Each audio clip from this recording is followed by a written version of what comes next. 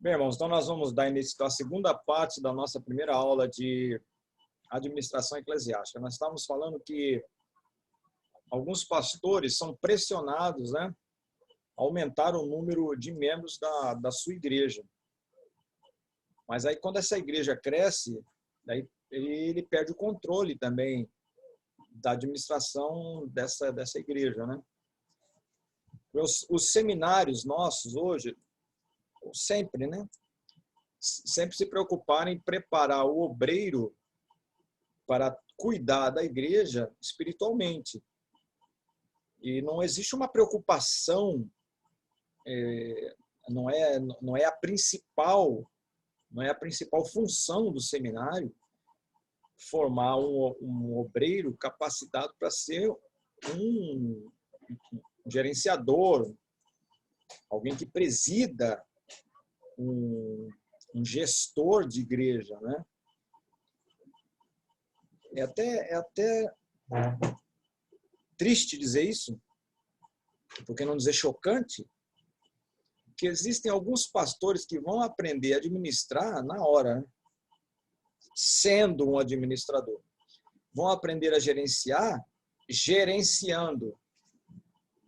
Mais uma vez, usando o exemplo aí do Luciano, como aquele irmão lá falou que eu aprendi apanhando, né? Então vai aprender apanhando.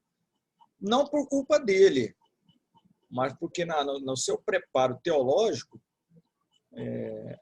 a ênfase do curso teológico, eu nunca vi um curso teológico que tenha uma ênfase tão pesada, tão voltada para as questões administrativas do que está estudando ali, quanto tem para as questões espirituais, né? Falando no seminário bíblico, porque seminário teológico, então, seminário não, uma faculdade teológica, nem se comenta isso. Você vai fazer uma PUC, uma Santa Úrsula, uma outra universidade dessa que não tenha vínculo eclesiástico, apesar de que a PUC até tem, né? A UBRA também, né? A Este, lá no sul também, não tem assim uma ênfase voltada para a questão de gerenciamento administrativo da igreja. Não se vê isso. Existem muito mais matérias voltadas para questões filosóficas, sociológicas, da psicologia, do que para a questão de gerenciamento, né, de administração eclesiástica. Então, a culpa não é de quem está estudando, né? É a culpa da instituição também não, porque, né, é o que nós estamos falando. A solução seria que quando eu chegar nesse estágio aí de ser um pastor presidente de igreja, se já não for, eu me acercar de pessoas, eu constituir pessoas que tenham essa facilidade, que tenham essa formação na área da administração eclesiástica. Seja um administrador, seja um contador. A igreja tem que ter um advogado ou dois, dependendo da igreja, o tamanho, 3. Tem que ter um departamento jurídico, se for uma igreja muito grande, né? Porque a igreja vai crescendo, os problemas vão se avolumando também. Os problemas acompanham o tamanho da igreja. É tão verdade essa questão da igreja que cresce muito e o pastor fica perdido, que eu conheci um certo pastor de uma grande igreja. Era muito difícil você vê-lo no gabinete pastoral. Ele chegava na igreja depois que o culto tinha começado, então o culto já tinha começado, ele entrava por uma portinha lateral. Antes do culto acabar, ele era o primeiro a ir embora. E ele saía, já estava o carro ligado esperando ele para ele entrar para ir embora. Não é bom que se faça assim, né? Se eu sou o pastor da igreja, eu tenho que saber que o pastor tem que ter cheiro de ovelha, né? Mas alguns até justificam que não tem mais paciência para isso. Então, se não tem mais paciência, então o tempo já acabou. Deveria se passar, então, o bastão para outro, mas, infelizmente, uma grande maioria não quer passar o bastão, né? vai rastejando para a igreja, mas continua lá. A gente tem que entender, irmãos, que a partir de uma certa idade a gente já está começando a atrapalhar a obra de Deus naquela igreja, né? A gente tem que renovar, a igreja tem que renovar o sangue também. Porque fica uma pessoa ali já muito, muito idosa, ela começa a trazer problema para a igreja. E a igreja, geralmente, ela é a cara do pastor, né? Então, é complicado isso aí. Então, às vezes o pastor tem que ter uma visão de, ainda que ele permaneça na frente, mas colocar alguém já que vai substituí-lo, já para ir a igreja se acostumando com ele. E ele fica ali na regra 2, né? E, estando no culto ou não, mas cobrando sempre daquele que está na frente. Ele não precisa estar ali sempre. Deixa que o outro ali já vai dando prosseguimento. E quando chega a hora que ele vê que chegou o momento dele passar o bastão, a igreja já está acostumada com quem vai estar ali na frente. E a obra segue, né? Mas, infelizmente, não é essa visão generalizada, não é assim. Então, embora a maioria dos pastores se sinta capaz de liderar a igreja no campo espiritual, infelizmente, poucos se sentem aptos o bastante para administrá-la como instituição. Então, uma coisa é eu saber que tenho chamada e ser um pastor que está correspondendo a esta chamada espiritual. E outra coisa é eu ser o pastor e ter a minha chamada espiritual, mas não ter um pendor, não ter uma preparação, não ter atributos na questão gerencial administrativa da igreja. Eu posso colocar tudo a perder. Nós temos muitas igrejas aí que estão enroladas com justiça, com prefeitura, porque o pastor não tem visão para isso. E sabe que não tem, mas também não coloca alguém que possa resolver para ele, né? É triste isso. Quem sofre é a instituição, né? Ao contrário das pessoas que exercem outras profissões, a equipe que administra uma igreja normalmente recebeu sua formação nos seminários ou faculdades teológicas. Então, o que nós falamos aqui a grade curricular do seminário, ele vai estudar homilética, que é a arte de pregar, escatologia, que é a doutrina das últimas coisas, tipologia, hermenêutica, exegese, muito bom, é importante isso. É um estudo benéfico e importante e preponderante, né, para a teologia.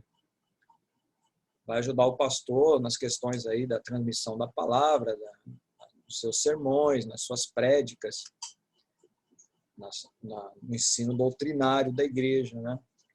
Agora, nenhuma dessas matérias aqui, irmão, seja escatologia, tipologia, homilética, teologia sistemática, grego, hebraico, isso aí não vai ajudar o pastor em nada a liderar uma igreja como grupo, como uma instituição, né, que precisa ser gerenciada. Não vai ajudar em nada. Não vai dar ferramentas para ele trabalhar. Então, a administração, resumindo, é trazer funcionalidade, é fazer a coisa funcionar. E administrar não é você fazer a coisa assim, o que dá na minha cabeça eu vou fazer. Eu acho que eu vou fazer assim porque eu acho que vai dar certo. Não é assim que funciona. Eu acho que eu tive uma revelação, vou fazer isso aí. Olha, não quero julgar esse aspecto, mas é meio complicado, né? A gente viver de revelação, existem coisas que são técnicas, eu tenho que saber mesmo como é que faz, né? Não que o Senhor não possa nos dar uma orientação pelo seu Espírito, né? Mas essa questão é uma questão técnica. Ela vai exigir que haja uma estrutura formal e bem estabelecida na qual sobressaem a um só tempo 4 palavras-chave: objetivo, organização, planejamento e comando. Então, essas 4 palavras-chave vão dar funcionalidade à minha administração. Objetivo.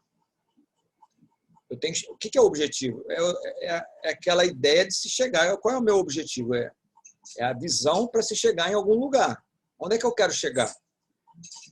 Um pastor de uma igreja ele tem que saber onde ele vai chegar. Você chegar para alguém e falar assim, tipo, por que você está aqui? Qual é o objetivo da tua igreja? Ah, irmão, não sei, eu estou aqui pregando, vamos ver o que vai dar, o que acontecer, aconteceu. Não, nós temos que ter metas, nós temos que ter esse objetivo. O que é que nos dá capacidade, o que nos dá entendimento para fundamentar metas, fundamentar objetivos, a missão da nossa igreja? É a administração. Se eu não tiver noção disso, eu não vou... Toda empresa que você vai aí, seja uma indústria de carro, indústria de imóveis, uma empreiteira, ela tem um objetivo, ela tem uma missão, né? Isso está escrito logo, de repente tem algumas dessas empresas que a missão está escrito logo estampada na frente. Nossa missão é alcançar a todas as pessoas, trazendo o bem comum. Essa é a missão deles lá, que eles escolheram. Tem objetivo, tem metas. As metas são os caminhos que você vai traçar para alcançar esse objetivo. Um pastor tem que ter metas. E para eu traçar metas, primeiro eu tenho que saber onde eu vou chegar. E para eu traçar as metas, eu tenho que ter ferramentas para saber se essas metas vão funcionar ou não. Porque não adianta traçar metas e não ter como cumprir essas metas para chegar nesse objetivo. Quem é que vai me instruir sobre isso? É a administração. É um administrador, é um contador. Existem questões jurídicas também que eu preciso de ajuda de um advogado. Como é que eu vou saber os caminhos, né? Os trâmites? É complicado. Então, não é algo aleatório, tá bom? Ela exige que haja uma estrutura formal e bem estabelecida na qual sobressaem essas 4 palavras. Então, o objetivo, a organização, que já está dizendo por si mesmo, né? Planejamento, vai fazer, vamos fazer de qualquer jeito. Não, tem que ter um planejamento. Um exemplo.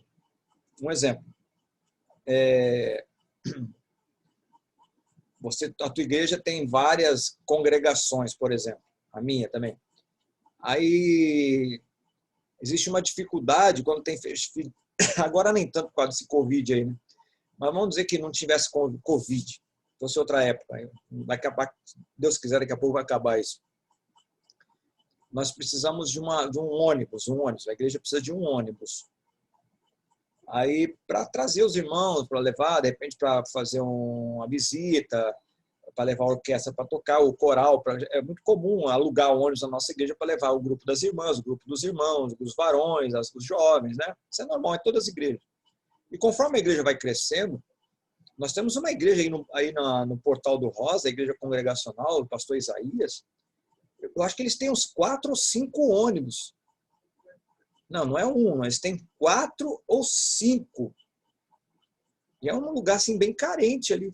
E eles têm as congregações dele lá para dentro, lá daquele lugar bem carente de São Gonçalo, que é ali no Bairro das Palmeiras, né? Ali no Salgueiro também, né?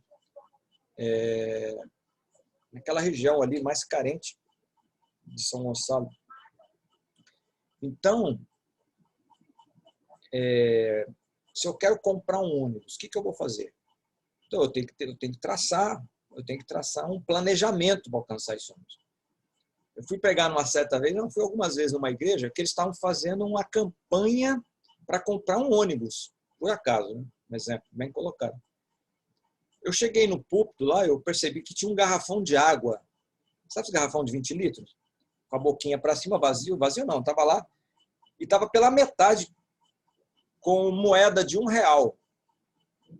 O objetivo era você colocar a moeda de R$1 ali para ajudar a comprar um ônibus. E eles tinham uma meta lá de alcançar. Eu não sei, que o ônibus parece que custava R$40 mil, R$30 mil era um negócio dele. Claro, ônibus usado, né? Mas não interessa, é um ônibus, né? A igreja também não é rica, né? Então tem que começar por baixo. Irmãos, eu vi lá, estava pela metade. Olha, sem brincadeira nenhuma, pela metade ali já tinha o quê? Na pior das hipóteses, uma garrafa de 20 litros era mais ou menos assim. Pela metade, irmãos, olha, umas 2 mil, 3 mil moedas já tinha ali. Na pior das hipóteses. E um dos meninos lá da igreja, um dos obreiros, ele era meu aluno de seminário. O Alan, se eu assistir esse filme depois, esse esse vídeo aqui ele vai lembrar. Eu perguntei, o que é essa garrafa? Não, isso aí nós estamos fazendo a campanha do ônibus. Eu falei, pô, que legal. Depois de um tempo, uns 2, 3 meses, eu encontrei e falei assim, Alan, e aí? O que virou lá a campanha? Eu falei, pastor, nós já compramos o ônibus. Compraram o ônibus. Fazendo aquela campanha das moedinhas lá no garrafão de R$20. De R$1, moedinha de R$1. Claro que tinha os irmãos que botavam uma nota também de R$2, né? Mas a meta era o mínimo era R$1, não podia botar menos que isso, não. Acho que quem não gostou muito aí foi os comerciantes da área, que acabou com o troco, né? Tava tudo ali. Mas depois se deram bem, depois devolveram. Mas compraram ônibus, né? Então, veja, temos que ter um objetivo, temos que organizar, fazer a organização, depois o planejamento, e tem que ter um comando, alguém tem que estar na frente disso. Já pensou se o pastor chegasse e dissesse, bota aí, quem quiser botar, que bote. E nenhum culto falasse nada daquele garrafão, a pessoa ia chegar lá, que garrafão é esse aí? Ainda que tivesse algumas moedinhas, né, que alguém se lembrasse, colocasse ali. Então, o comando é alguém que está sempre lembrando, olha, irmão, nós estamos fazendo a campanha do ônibus, alguém vai, se os irmãos quiserem dar uma cooperação maior, procure fulano. Então, a igreja vai perceber que tem alguém à frente que está na organização, na programação daquilo. Isso é o comando. E não precisa ser o pastor da igreja. Agora, é bom que o pastor também esteja envolvido no processo. Você quer ver toda a igreja que o pastor não está envolvido no processo, não vai para frente o projeto. O pastor tem que vestir a camisa junto. Eu fui pregar numa outra igreja, um pastor amigo meu, lá de Caxias, na igreja de 25 de agosto. Acho que o Luciano deve conhecer lá, 25 de agosto, pastor Isaías Gomes, né? A Germana já foi lá também, já foi lá com o Jorge, né? Mas teve uma vez lá que teve um culto de adolescente, não sei se foi quando a Germana foi com o Jorge. Os meninos estavam todos vestidos, lá Assembleia de Deus, e ele é da época ele está mais light hoje, mas ele é também da Assembleia da época das antigas. Os adolescentes estavam todos vestidos com aquela camiseta de combate, assim, camuflada, né? Aí eu conhecia o pastor Isaías, assim, sempre de terno, né? Sempre aquela forma rígida, né? Aí eu cheguei na igreja, ele estava lá com a camiseta camuflada, né? Então, veja, aí é vestir a camisa literalmente, né? Então, quando o pastor está envolvido no processo, a coisa tende a despertar nas outras pessoas a vontade de fazer também. Poxa, o pastor está lá, está fazendo. Vai ter uma festividade na igreja, um evento, um exemplo. Comentamos agora nessa semana sobre, antigamente, nós fazíamos muito maratona bíblica, né? Fazia uma congregação contra a outra, os meninos contra as meninas. Era muito bom, eu participei disso daí. Como era edificante. Nunca mais vi isso. Então, quando a gente faz um evento desse, o pastor estando presente, isso enobrece o evento, né? Então, tudo que se vai fazer, irmãos, administração, isso é administração, né?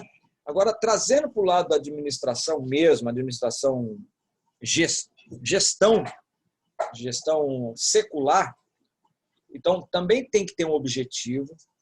Eu quero comprar um ônibus, nós vamos trocar vamos sair daqui, a igreja está pequena, temos que comprar um terreno. A igreja vive muito isso, né? As igrejas começam pequenininhas, num salãozinho, daqui a pouco vai crescendo, Deus está abençoando, graças a Deus por isso.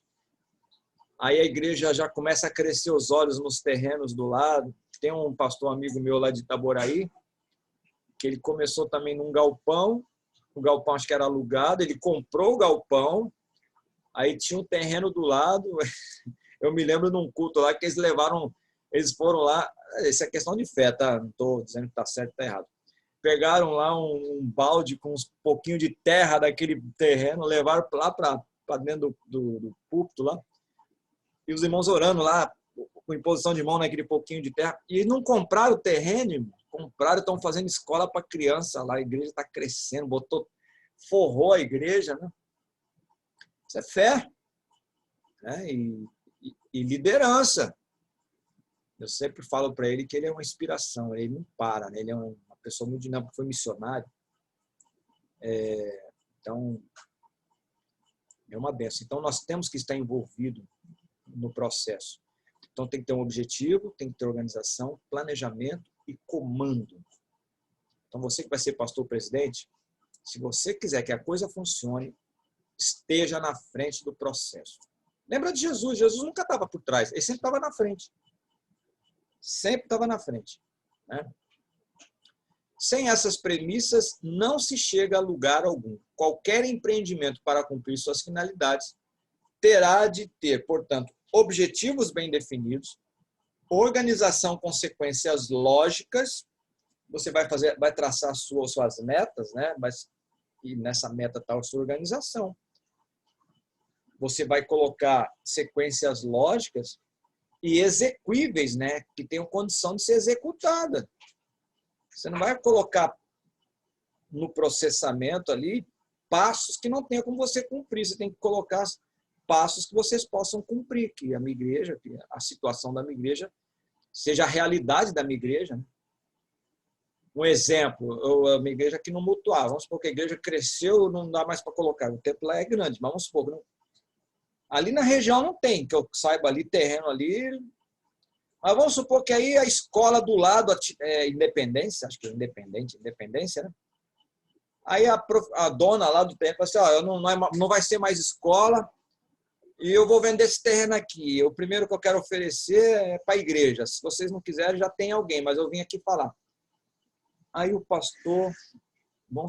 E é interessante, irmãos, que essas oportunidades sempre... Todo lugar que eu já trabalhei na igreja, essas oportunidades sempre aparecem quando a igreja está na pior fase financeira.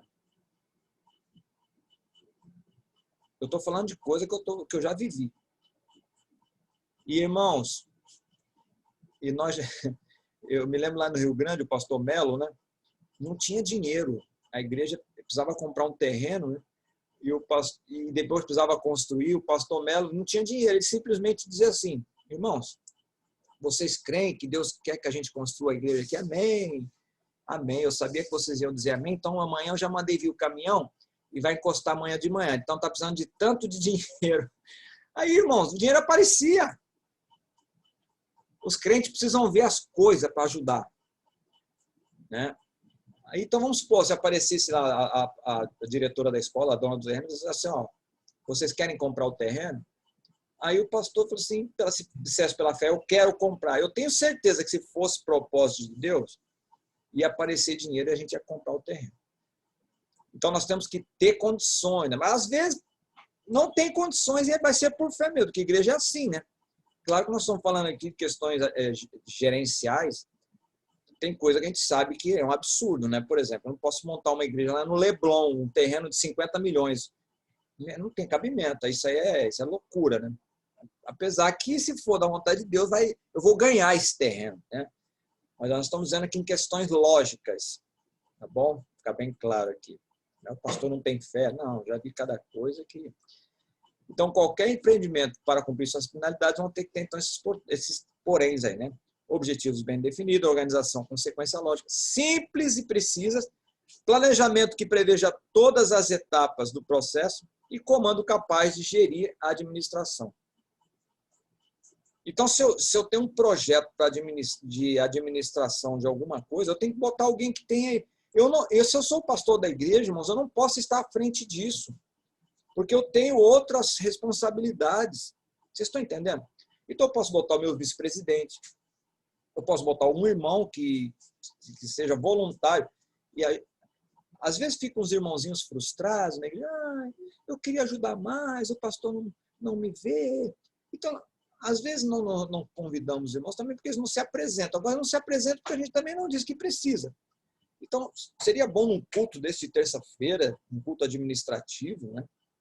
Uma assembleia geral lá, um culto, uma vez por mês tem aquele culto chamado culto administrativo, que o pastor, se estivesse passando uma dificuldade dessa, precisando de alguém nessa área, professor, irmão, se você tem esse dom, administrador, se você é um contador, eu estou precisando dessa ajuda.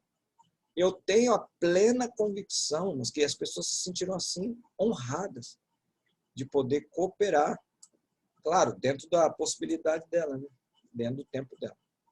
Assim, então, administrar em linhas gerais é fazer com que as coisas funcionem. Mas existem muitas igrejas aí que não têm administração e as coisas estão funcionando, mas estão funcionando daquele jeito, né? A gente sabe. É com uma pedra em cima da torneira para não vazar. O camarada não tem capacidade de trocar uma carrapeta, descarga vazando, a pia quase despencando. Você vai urinar lá no urinador, como é que chama lá? No sanitário, está entupido, nunca que desentope aquilo, está funcionando, mas está daquele jeito, né? Privada entupida, ralo tudo aberto, vidro quebrado, lâmpada queimada. Irmão, são detalhes, né? O pastor não pode ver tudo. Então, se eu sou um pastor na igreja, um diácono, um presbítero, eu tenho certeza que o meu pastor vai ficar feliz da vida se eu me apresentar e dizer assim, ô pastor, eu sou eletricista, um exemplo, tá? Eu não sou eletricista, mas vamos supor que eu fosse. Estou dizendo de exemplos que tem na minha igreja, que tem irmãos que são eletricistas da Marinha lá e trabalham como eles trabalharam, né? Ele não está mais conosco, mas ele trabalhou. E ele mesmo se apresentou, falou assim, pastor, eu sou eletricista, eu posso dar uma geral aí? Eu falei, pô, irmão, que bem. Qual o pastor que não vai querer uma coisa dessa? O irmão se oferecendo. E ele ainda falou assim, ó, o senhor só compra o material que precisar arrumar.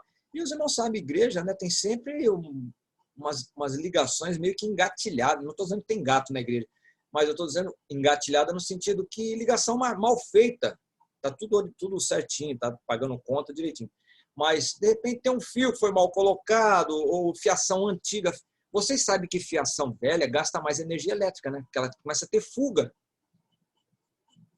Então, se tem um irmão abençoado desse, que diz assim, pastor, eu estou de férias, e eu senti, olha que presente que Deus está te dando. Eu senti no meu coração de refazer essa fiação feia que está aqui. Eu só quero que o senhor compre o material. Eu falei, irmão, inclusive, vou pagar o teu almoço ali, você come ele naquele restaurante, todo dia você pode ir lá, já está pago. Isso é o mínimo que o pastor pode fazer. Eu falei essa questão do almoço, irmãos, porque, infelizmente, a igreja tem essa visão de que é para a igreja, tem que fazer. Não, nós temos que abençoar os irmãos, sim. Não custa nada. Lá, na nossa igreja, lá na escola dominical, quando eu chego de manhã, a igreja compra pãozinho, queijo branco. Isso é todo domingo, tá? E o irmão faz café. É uma coisa simples, tá? Eu sei que na tua igreja até deve ter maçã, pera, melancia, tem leitão assado, deve ter tudo. A igreja do Nelson, parece, Nelson tem jeito de ser rico, assim, né? Aquelas igrejas de bacana. Mas a minha não tem essas coisas não, tá, Nelson? A minha é só pãozinho com... Brincadeira, né? A Luciana, que é a igreja do Luciano, é a igreja mais rica lá, né? Mas não custa nada, irmão. O que custa você comprar meio quilo de café ali, dura uma semana você fazendo café de manhã, domingo à noite, ou que gaste 3 quilos de café por semana. Isso não vai fazer diferença mais nenhuma, né? A igreja tem que ter um bebedouro, a igreja tem que dispor de copo descartável, ou, agora não é muito aconselhável aquele bebedouro de torneirinha assim, né? Porque pode ser negócio da contaminação. Mas pelo menos um bebedouro a igreja tem que providenciar, né? Um copo descartável, um cafezinho, não custa nada. Quando a gente convida alguém para ir na nossa igreja, temos que tratar bem essa pessoa. A igreja tem que ofertar para quem foi. A igreja tem que ofertar para quem é chamado para cantar lá, para louvar, para pregar, que vem de fora. De casa não, estou dizendo que vem de fora. Tem igreja que não paga nem a condução do irmão que foi pregar na igreja. Às vezes o irmão foi por fé, porque achando que ia ganhar uma oferta e não tinha dinheiro nem para voltar. Eu estou falando de casos que eu já ouvi, tá? A igreja não foi capaz de dar nada para ele. Não estou dizendo para dar uma oferta de 50 mil reais, não. Isso dá dentro daquilo que você pode. Cada igreja dá mais, outra dá menos, mas tem que ofertar. Tá bom? O irmão foi pregar na tua igreja, a irmã foi cantar, o irmão foi louvar lá. Aí tem a cantina, aí o irmão vai ter que pagar o salgadinho negativo. Os irmãos que convidaram que não pagar, tem que pagar para ele, para a família dele. Isso é cortesia.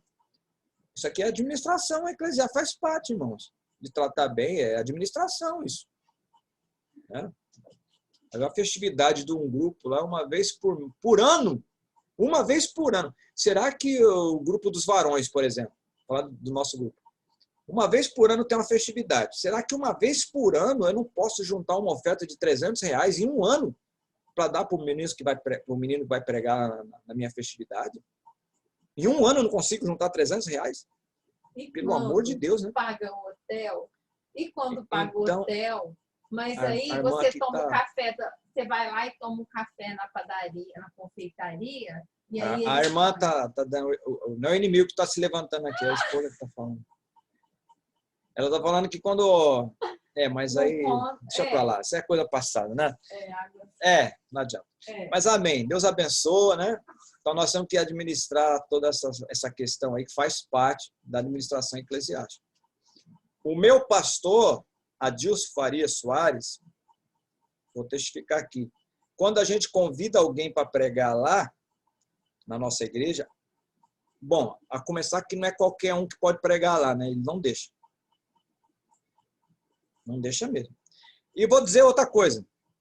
Quando você convida alguém para pregar lá, a pessoa pergunta se ele vai estar.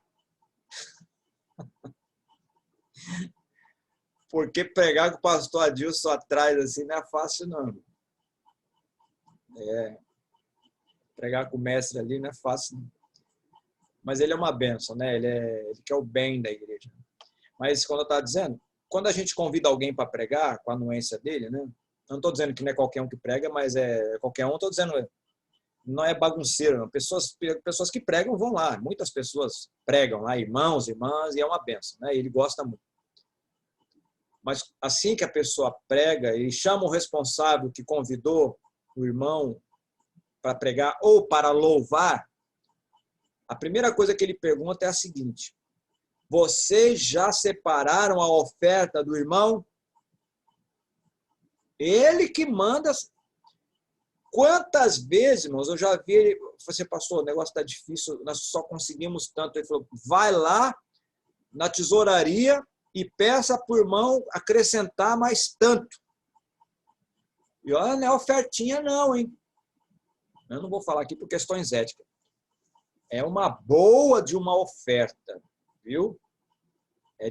Do pregador sai pulando de alegria, só para você ter noção. E a nossa igreja não é igreja rica não, tá? Mas aquela questão de honrar. E os irmãos gostam de, quando é convidado para pregar na nossa igreja, os irmãos amam, porque sabem que vão ser... Quem é que não gosta de ser bem atendido, bem recebido, né? Então, isso é responsabilidade nossa. Então, essas lições que esses líderes passam para nós são legados que eles deixam em nós, que nós vamos passando para a posteridade. Então, embora vocês, a maioria aqui nem conheçam o meu pastor, né? Talvez nem tenham ouvido falar dele ainda. Mas é algo que ele passou para mim e eu estou passando para vocês. Então, veja como é que o legado ele passa, né? Até para pessoas que você nem imagina. Nem ele sabe que eu estou passando isso aqui dele agora. Né? Não estou falando dele, né? Estou falando nele. É diferente. Então, qualquer empreendimento para cumprir suas finalidades terá de ter, portanto, os objetivos bem definidos. Tal. Então, assim, administrar em linhas gerais é fazer com que as coisas funcionem. É tirá-las da inércia. Inércia é aquele estado de parado. Quantas coisas não estão em estado de inércia na nossa igreja? Inércia é aquele estado que está lá, está aguardando, de braços cruzados. Precisa de alguém para começar. Eu me lembro, há 13 anos atrás, aproximadamente, a minha igreja já havia tido um tempo atrás, depois encerrou o seminário. E eu estava lá, eu sempre fui da área do ensino, eu me lembro que eu falei, pastor, por que a gente não começa um seminário aqui? Nós não tínhamos nem sala de aula na época. Tinha pouquinha sala de aula. A gente usava até uma parte do refeitório como sala de aula. Olha só como uma coisa puxa a outra, irmãos. Naquela época, aí o pastor já começou a pensar em construir um anexo atrás da igreja, com mais 3 salas e um salão em cima, assim. Eu já fui pregar em muitas igrejas que são muito menores que aquele salão que estão lá em cima, que é praticamente uma igreja com cadeira lá e tem tudo. Né, Germano? A Germana sai da nossa igreja. Não feliz, o que ele fez? Ele também é da área do ensino. Olha aí, é maravilhoso isso. Ele construiu outro prédio com mais um monte de sala. Eu não sei nem quantas, já perdi até as contas quantas salas tem lá. Mas é muita sala. Muito. né? Inclusive agora já fez rebaixamento de teto. Irmãos, a nossa igreja ela tem um suporte para fazer uma faculdade evangélica. Quem quiser, vai dar. Eu não estarei aqui, né? Eu estou indo embora. Mas a Germana, que vai ser mestra das mestras, ela pode tirar da inércia. Nós temos ferramentas lá que podem fazer isso. Nós temos pessoas formadas na área da pedagogia, nós temos teólogos lá formados, né? Nós temos pessoas pós-graduadas em várias áreas que podem tirar da inércia. O que é inércia? Está parado. Existe a potencialidade de existir, mas não existe ainda porque ninguém empurrou aquilo ali para andar, para se mover. Então, eu me lembro, na minha época, 10 anos atrás, eu falei, vamos fazer esse seminário. E começamos.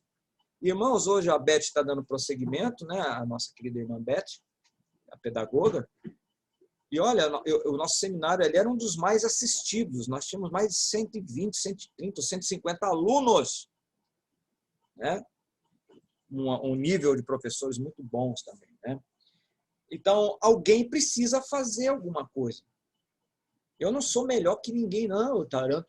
Se não fosse eu, seria outro, irmãos. Por acaso fui eu. Tanto é que eu fui embora depois, continuou com a nossa irmã Elizabeth. Não fiquei mais na frente. Então, veja que a obra não é minha, a obra é de Deus. Então, agora, aquele monte de salas que estão construídas na minha igreja, a nossa igreja está preparada para fazer algo maior. Então, que chegue alguém ali com essa visão e fazer uma faculdade evangélica ali, ou um curso de básico, médio, bacharel e pós-graduação. E quantas coisas a gente pode fazer naquelas salas, lá dentro daquilo que nós falamos, como você colocar ali aulas, tanta pessoa desempregada, né? Botar uma aula aí, sei lá, de barbearia, aula manicure, alguma coisa. Porque a igreja ela tem que ter a sua integração no lugar onde ela está estabelecida, na sociedade. Eu ouvi isso de um irmão presbiteriano, né, um professor, e eu achei forte isso aí, eu procuro passar para outros, né? Ele disse o seguinte, se você chegasse lá no teu bairro hoje, lá na minha igreja, lá no Mutual, onde está a minha igreja, se eu chegasse para os vizinhos que estão ao lado da minha igreja lá e dissesse assim, a partir de amanhã, a igreja não vai existir mais aqui. Nós vamos embora daqui, essa igreja vai fechar. E ele perguntou assim, qual seria a reação dos vizinhos? Será que eles vão ficar felizes da vida porque a igreja foi embora?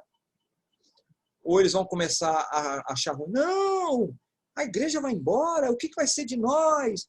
E os cursos que tinham aqui, e as capacitações, e os médicos, e as assistências sociais que tinham aqui para nos ajudar?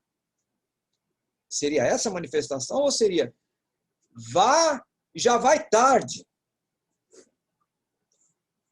Entendeu, irmão? Então, é a coisa para a gente botar na balança e ver o que a gente está fazendo aí de diferença. Se a diferença é para o bem ou a diferença é para o mal, né?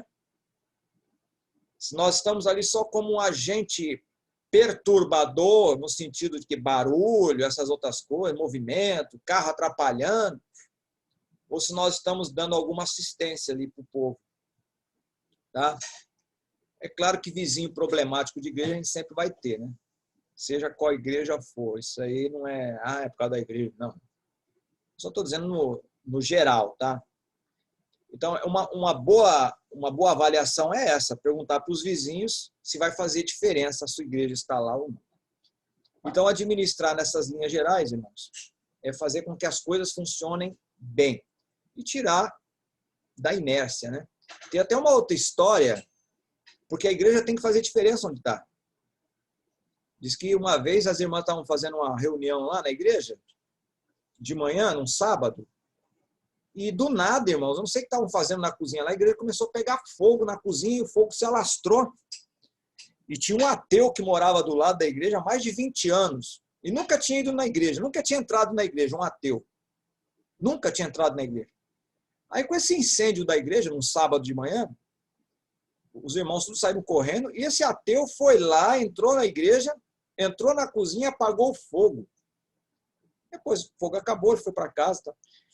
Aí depois falaram com o pastor que tinha acontecido, ó, a igreja pegou fogo, e graças ao vizinho que se diz ateu, né, que já até proclamou-se como ateu, ele entrou aqui e apagou o fogo. Aí o pastor, foi mesmo? Rapaz, vou lá falar com ele. Agradecer, né? Claro, o mínimo. Aí foi falar com um ateu. Aí falou assim, meu senhor, muito obrigado, eu fiquei sabendo que teve um problema na cozinha, pegou fogo, e o senhor foi lá e apagou. Eu queria agradecer ao senhor, muito obrigado. Mas eu queria fazer uma pergunta para o senhor. Por que o senhor nunca tinha entrado na igreja antes? 20 anos que o senhor mora aqui, né? Eu falei assim, faz 20 anos. Mas eu nunca entrei aí porque a sua igreja nunca pegou fogo. Então, às vezes, está precisando, irmão, da nossa igreja pegar fogo.